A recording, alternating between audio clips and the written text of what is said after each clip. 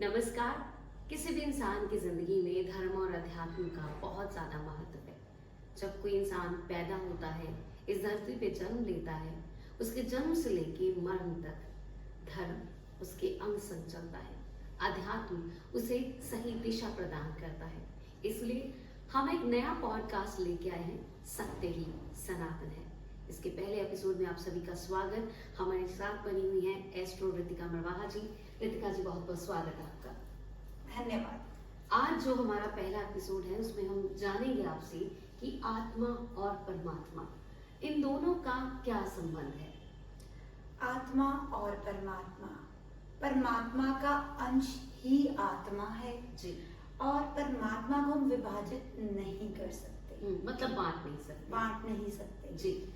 और जैसे सूर्य है वो परमात्मा है जी। और वो सबको रोशनी दे रहा है, और आत्मा उसी से, परमात्मा से ही, अंश से ही रोशनी ले रही है और जिंदगी में अपने आचार विचार ग्रहण कर रही है जी। इसलिए आत्मा और परमात्मा में बहुत अंतर है। आत्माएं परमात्मा के बिना प्यूरिफाई नहीं हो सकती जी। यानी कि अगर हमें शुद्धिकरण करना है तो उसके लिए किसी भी आत्मा को, आप, मैं या हमारे जो दर्शक हैं, इन सब में जो आत्मा है उनको परमात्मा से जुड़ना बहुत जरूरी है। परमात्मा का अंश बनना जरूरी है। एक कृतिका जी, जो आम तौर पे हमारे जहन में एक बात होती है जब हम कहते हैं कि आप किसी खास अवस्था में परमात्मा की तरफ चले जाते हैं, वो किसी भी इंसान की जिंदगी में स्टेज, वो पड़ाव कब आता है जब वो परमात्मा के साथ जुड़ना आरंभ कर देता है? क्योंकि आम तौर पे अगर हम देखें तो हम सब लोग रोजमर्रा की जिंदगी में भाग दौड़ में लगे हुए हैं, हमारे पास वक्त ही नहीं है। हम अगर पूजा पाठ भी करते हैं तो हमने वो फॉर्मेलिटी सी कर ली है। तो कब कोई इंसान परमात्मा से जुड़ना शुरू करता है? कोई भी इंसानी योनि की अगर बात करें तो वो तब जुड़ना शुरू होता है जब उसको दुनियावी भौतिक तत्वों का ज्ञान होना शुरू हो जाता है कि ये जो इंसानी शरीर है ये भौतिक तत्वों के लिए नहीं बना है जी। ये परमात्मा का अंश है और आखिरकार उसने परमात्मा ही में ही जाकर विलीन होना है। और जब उसको इस ज्ञान की समझ आ जाती है तो वो आत्मा परमात्मा के अंश बनने के लिए प्रॉपर तैयारी ले लेती है और उसी की तरफ चलना शुरू कर देती है। जब तक इंसान इन भौतिक तत्वों में से जुड़ा रहता है, मोह रखता है, इनमें विलीन रहता है, बच्चों के या घर बार के या अपने काम बैंक बैलेंस में, भाग दौड़ में, जैसे आपने कहा, इस भाग दौड़ में जब लगा रहता है ना, उस समय आत्मा एक तो विचलित घूमती है। जैसे बहुत सी बातों में अगर आप इस बात को लें तो आत्मा को आजकल के बच्चे ना गलत फॉर्म में भी लेते हैं। जी, डरावनी फॉर्म में भी अगर बात करें, वो भी डरावनी फॉर्म इसीलिए ही रहती है क्योंकि वो भी जब इंसानी शरीर उसको शुद्धिकरण के लिए मिलता है वो उसमें प्रॉपरली अपना 100% दे नहीं पाता, वो उसके साथ जुड़ नहीं पाता परमात्मा से, और आत्मा फिर उसके लिए भागती है और उसको फिर कहा आत्मा ही जाता है, पर वो एक नकारात्मक आत्मा बन जाती है। जी, जैसे हम कहते हैं कि बुरी आत्मा किसी बुरी आत्मा ने मुझे घेर लिया, या हम ये कहते हैं कि ये जो बुरी आत्मा है, अच्छी आत्मा और बुरी आत्मा, इसमें फर्क कैसे करें और हमें कैसे पता चले कि हमारे आसपास भी आत्माएं हैं। हम किसी जगह पे बैठे हैं या किसी अनजान जगह पे जाते हैं तो हमें अक्सर ये कहा जाता है कि भूत प्रेत है, आत्माएं हैं, वो तुम पे कब्जा कर लेगी या तुम्हें नेगेटिविटी देगी। तो ये जो कॉन्सेप्ट है ये क्या है? अगर हम बात करें बुरी आत्माएं, वैसे कोई भी आत्मा हो किसी को भी परेशान तब तक नहीं करती जब तक उसके ऊपर तांत्रिक विद्याएं उसको प्रेशर नहीं करती उस पर्सन को परेशान करने को। और आत्माएं भी अगर आप देखें भटकाव में है। बहुत से लोगों ने कहा है कि हमने हाईवे पर देखा, यहाँ देखा, है ना, दिख जाती हैं, वो भटकाव में है, वो ढूंढ रही हैं कि हमारी मुक्ति और शुद्धिकरण कैसे हो।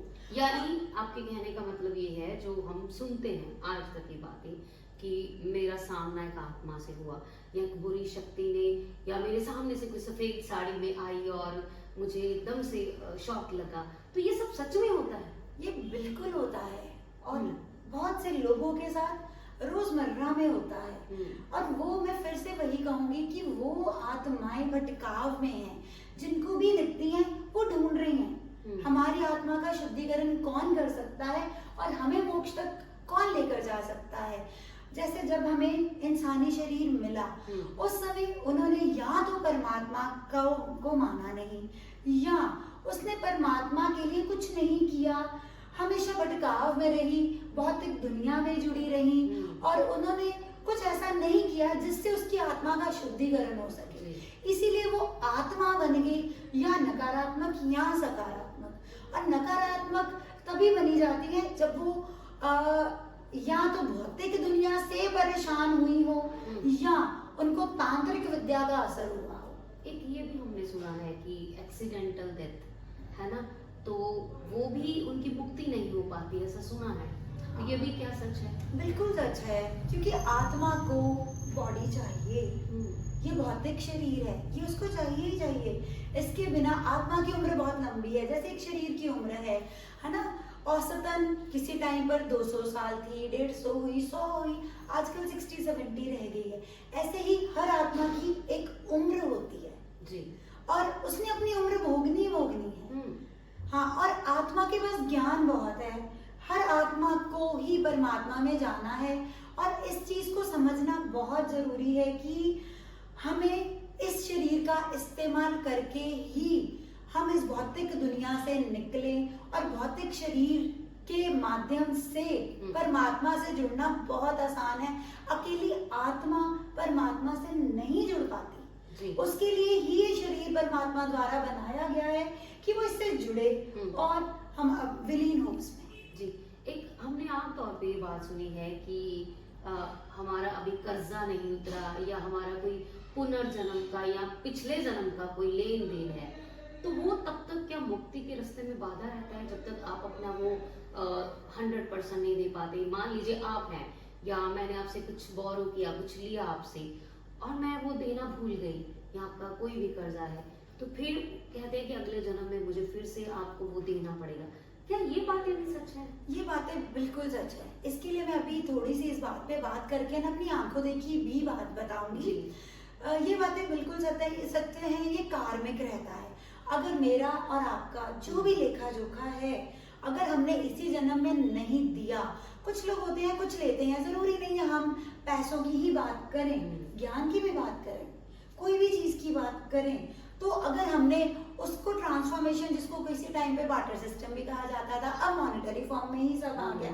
अगर हम अपना लेखा जोखा चाहे समय की फॉर्म में हो नहीं देते, तो हमें चुकाना ही पड़ता है। चाहे बच्चे बन के चुकाए, जैसे समय की मैंने बात करी, चाहे ये पॉडकास्ट के माध्यम से हम एक दूसरे के साथ जुड़े हैं, चाहे फादर मदर की फॉर्म में जुड़े हैं, तो ये भी पैसों का तो चलो चुकाना ही पड़ता है, क्योंकि वो भौतिक चीजें हैं। जब तक आप भौतिक कर्म कांड नहीं निभाओगे, आप उस रास्ते पर चल ही नहीं सकते। और जैसे मैंने आपको कहा, मैं अपनी आंखों देखी एक कहानी बताऊंगी। जब मेरे फादर इन लॉ के लास्ट ब्रेथ चल रहे थे, उनकी डेथ होने के एक रात पहले की ये बात है।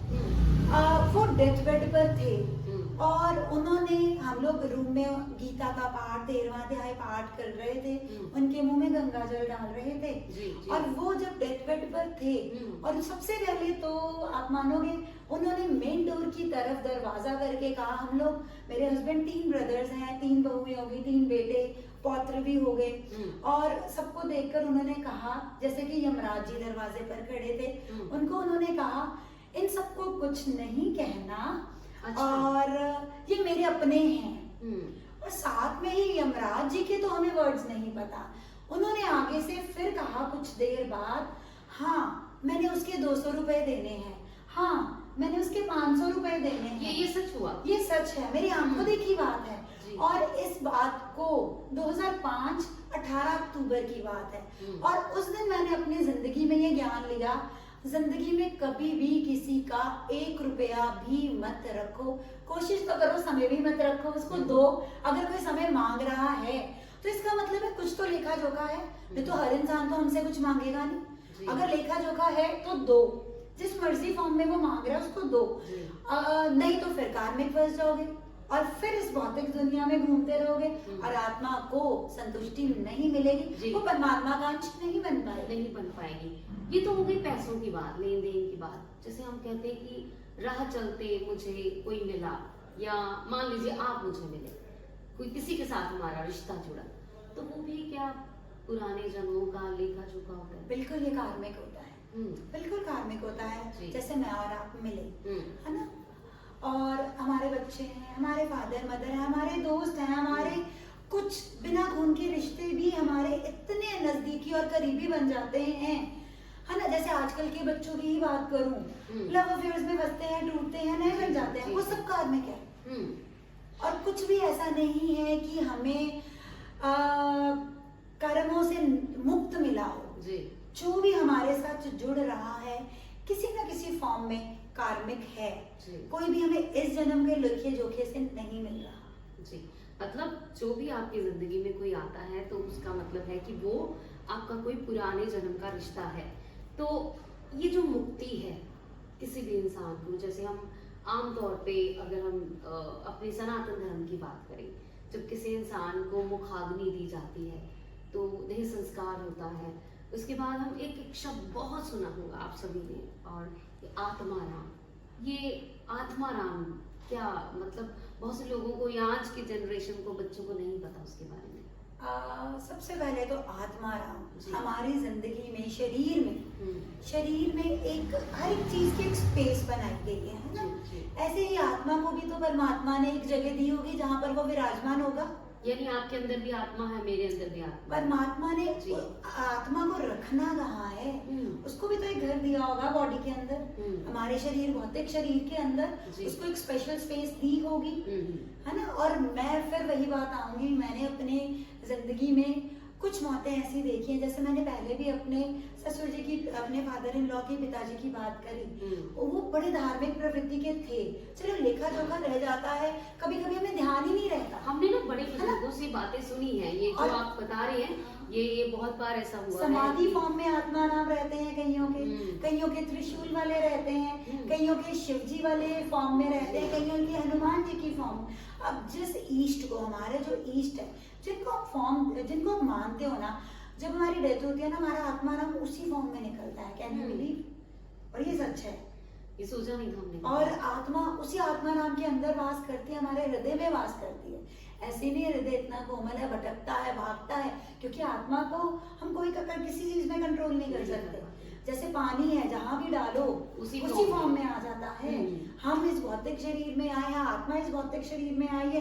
अगर परमात्मा की तरफ लगाओगे तो परमात्मा की तरफ लगेगा, भौतिक दुनिया में लगाओगे, भटकोगे तो भटकाव में ही रहेगा। पर ये भटकन एक दिन, चाहे कितने जन्म क्यों ना लेने पड़े, इसको खत्म करना ही पड़ेगा और परमात्मा से मिलन के लिए जाना ही पड़ेगा और उस रास्ते पे चलना ही पड़ेगा।